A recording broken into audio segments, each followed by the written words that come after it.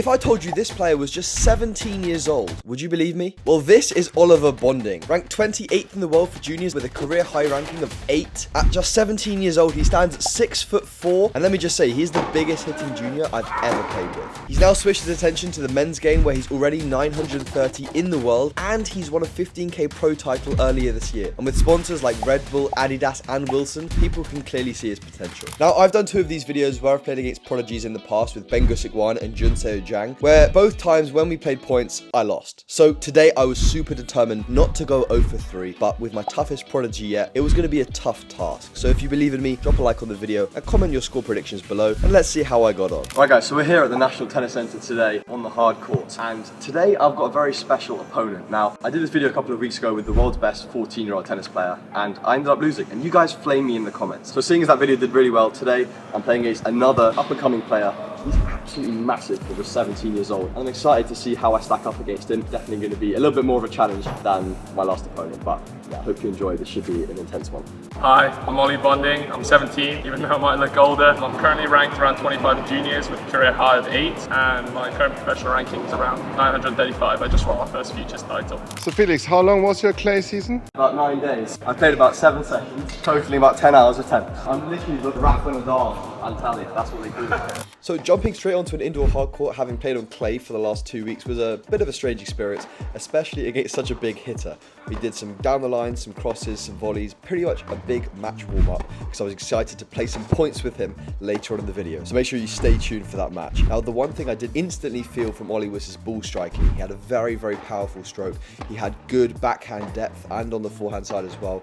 His backhand was super flat, so it kind of came with almost like backspin. A lot of the British players seem to do that. Norrie, Brody are some examples, but it made it really difficult to keep under the ball and really hit it with a lot of spin and power. I'm also going to be giving away a full Dunlop outfit and a racket, signed if you want it, later on in the video. To win, you're going to have to be subscribed, so just subscribe now. Make sure you watch to the end of the video, because me and Ollie play a full set, and it gets pretty competitive. It's just a little bit more intense than playing with a 14-year-old. Feels like I'm playing against John Isner. I was going to hit with Ray. Ray, yeah, good. That was a while ago now. He hits a clean ball. I think in our practice he didn't bring out his best, let's just say. But I've watched him since. That guy can play. So we got competitive straight away, jumped into some out of the hand points, feed cross, hit cross play, first to 10. And starting off with an absolute peach. One take. A great way to start for confidence. Now, this was basically just to kind of get the competitive juices flowing, see what Ollie had. I was actually intrigued to see how he was playing. So me and Ollie have known each other for actually quite a few years. I've seen him kind of grow up through the under-12s and the 14s. I'm speaking like I'm his dad. I'm only 4 years older than him, but obviously in that time he's improved an insane amount over these last few years. And I haven't seen him play, honestly, in the last couple of years. So when, you know, we reached out to this video, I was very apprehensive to see what the level was like. And I think I've improved quite a lot, especially over the last couple of months, movement-wise, ball striking-wise, and I felt like I could keep up, which was a very good feeling, but I could tell that when he gets his shot and he goes for it, it's really tough to come back and win the point against him.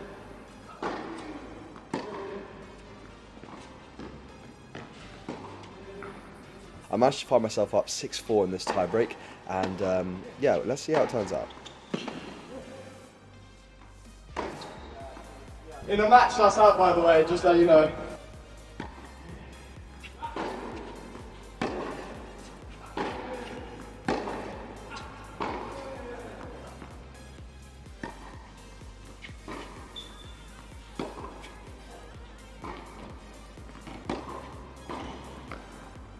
You're a bit nervous, we can turn the cameras off, you know.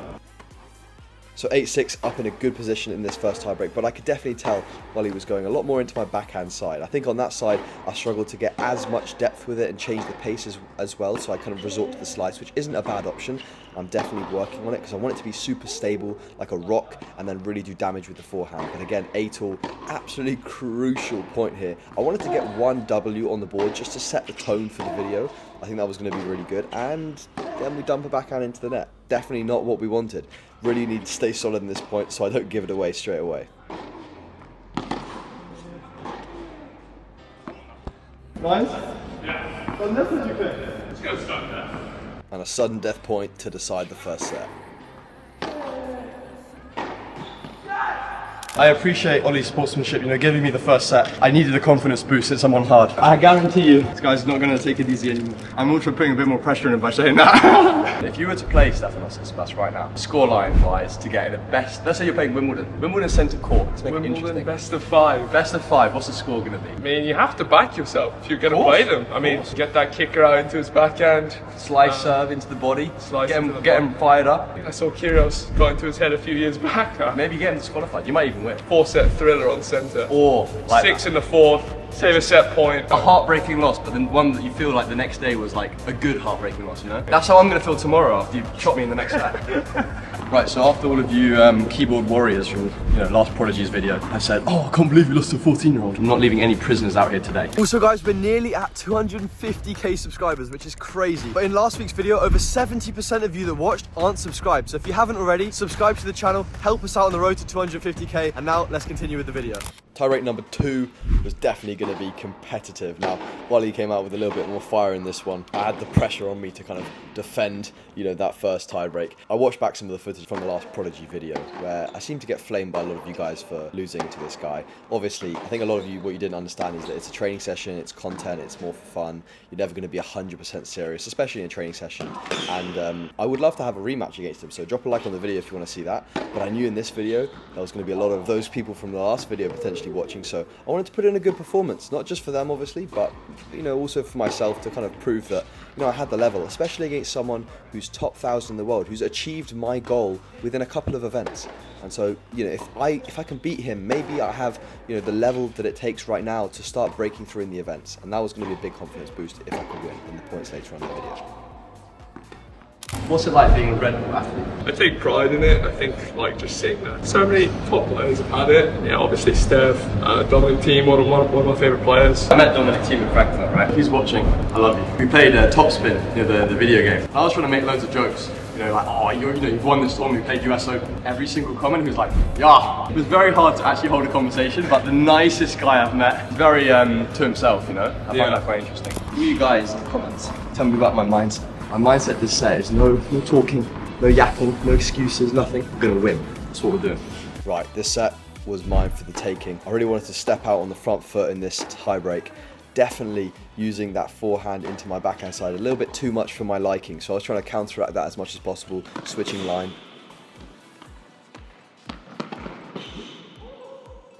Oh my god, that was nearly just generational aura. If I make that retiring, mate. That was absolutely insane if that would have gone in. But you see me kind of trying to come to the net here as much as possible to take some time away. He's got it in. Fair play to Ollie, well done. Coming to the net can be used as a massive tool to be able to take time away from your opponent no matter what the level is. Can't drop anything short. So definitely if I was playing some of these top players in the world, I'm trying to come to the net as much as possible to kind of keep it as level as possible, because from the back, it's very tight. There's no way that's gone in.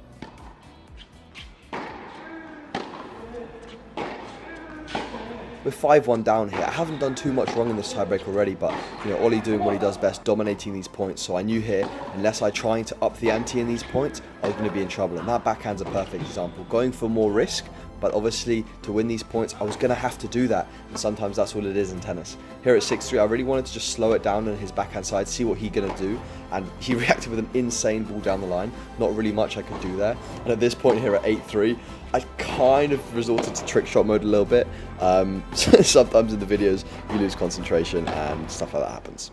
There it is. Sometimes even when you tell yourself the right things, it doesn't go your way. But you might have won the battle. Points. That's what really counts with the serve. What do you prefer? Demolish a guy in straight or have a 6 and a 3rd battle out? A winning straight. You know that their ego is just coming off the court, just demolished. I mean, it's obviously nice winning a battle, but part of you feels like, damn, why did I make it so tough? Also depends on the situation. If I'm playing Wimbledon or French, and there's loads of people, let's go 7-6 in the 3rd, because the atmosphere is going to be mwah. All of that was just warm up. Getting ready, getting the right mindset. That's where the real business starts. Playing a set. When I played Ben, I think I lost in a breaker, so we're just going to play one set. I'm definitely going to have to just be aggressive, but not go for too much, because it hits me off the court otherwise, And so let's jump into these points. I'm going to be showing you every single point from this set. I think a lot of you guys have been asking for that, and it's also super valuable just to see the actual real level level that we're playing. Every single point is high quality. Every single point has an intention, a purpose. Just points like that where Ollie's just dipping it down to my feet straight away. And I knew that I was going to have my work cut out for me in his service games. I mean, this guy, or not only is he 6'4", you know, really strong, powerful guy, he's able to direct the serves to the exact spots where he needs them a lot of the time. And that's something I've been working on as well in my game, you know, spot serving. That's what some of the top pros are doing, using that 1-2 punch, especially on the hard courts. Coming off clay, I definitely could work a little bit more on that speed off the first ball, sliding a little bit like that, just kind of timing it. But this is no time for excuses. This was time for execution, and executing is what I did.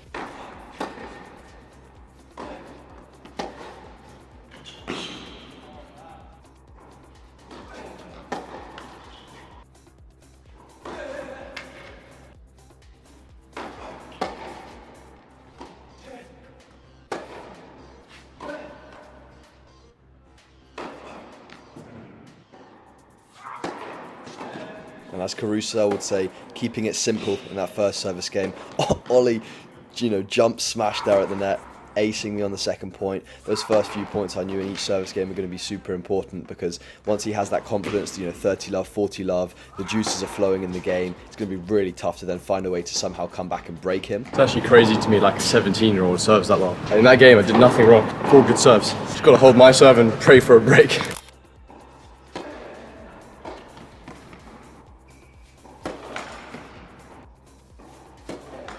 And the first double fault of this set, didn't want that to be an omen of things to come, but the main mindset here was just focus on the next point, and there you go. It's all about the response. One thing I'm just going to tell you now, I'm going to try and be as focused as possible, so I might not speak as much to the camera from now. Trying to talk to a camera and think about it and stuff and play is so tough, so full focus. And there we are, full focus mode. I'm not going to overanalyze, you know, watching it back now. I think you guys can watch these highlights and deduct from it what you will. I will say that I definitely think that, you know, overall I put in a pretty decent performance, you know, on these indoor fast hard courts. I definitely love this surface. Let's just say I think me and Ollie make a good matchup.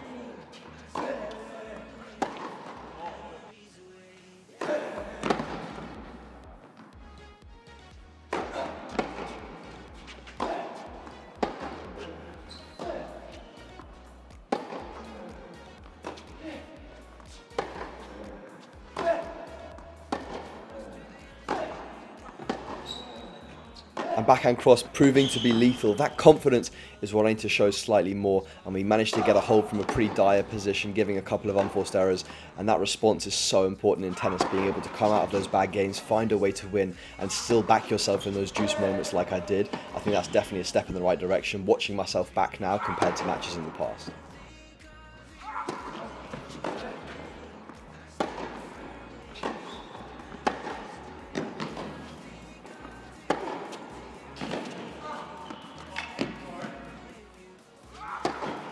And Ollie at 30 all, providing the goods with an ace. Can't be mad at that, but it was definitely a little bit frustrating. Once again, misjudging the slide there, and somehow the ball went in. But I do lose that game, and now Ollie's put me under the pressure again to try and close out my service game here at 3-4. And nearly broke my wrist by falling onto the court and started playing handball. Definitely not the start we wanted to this game, but this point as well, I was so mad that I missed that volley. Definitely not a volley that I miss regularly. Maybe slightly flustered still after falling onto the ground. But a big ace there to secure that 30-all point. That was massive. And from here, trying to find a way to come to the net and missing a terrible drop shot. Just, I think, a little bit flustered in this game, but big 1-2 punch coming back to juice. and regaining that kind of positive momentum.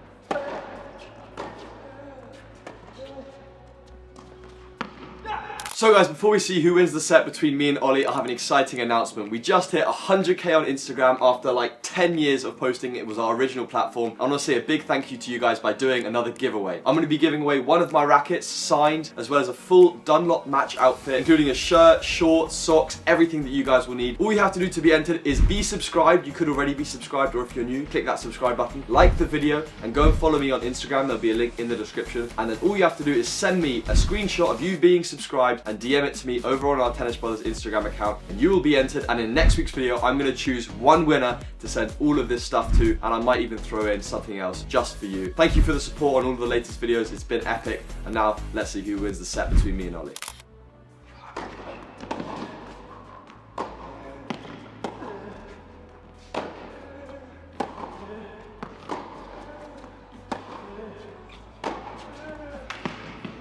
And an absolute joke of a backhand down the line from Ollie. And once again, he's up 30 love. I can't seem to win a single point at the beginning of these games, which was super infuriating, but I stayed, firm to my game. I tried to say now, just go for these returns a little bit more. Getting 40-15, definitely a good start. Can another return there at 40-30. And I knew now after this return, I've got to go for it all on this forehand. And that ball landing very, very close to the line. Now, Ollie wasn't sure whether it was in or out. I decided to be on the safe side and let's just call it out. But I think looking back at it now, it might have been in. So, Ollie, if you're watching, we might need a rematch because that point changes everything. And that means now at 5-4, I'm serving to stay in this match. Definitely a shock to the system. It's a big hitting from Ollie, doing what he does best, getting himself in a good position, putting away the smash with some good composure, and again putting me under some pressure in my service game. I decide to come forwards, great dipping return from Ollie. He puts in the lob, and suddenly I'm 30 love down in this service game. Second serve there, proving to be pretty good up the middle. Good forehand inside out, and just overcooking that forehand inside out. I was super mad that I missed that shot. I didn't actually mean to go for that much. And Ollie with the backhand line, closing it out, and suddenly I'd lost the set. Right guys, so unfortunately I did go 0 for 3 against Tennis Prodigies. However, it shows that tennis is in good hands. But the next one, I'm definitely going to be winning. So I'm going to be trying to play against the world's best 12-year-old. No, I'm joking. But basically, these guys are good. So thank you for watching. I hope you enjoyed, and I'll see you guys in the next video.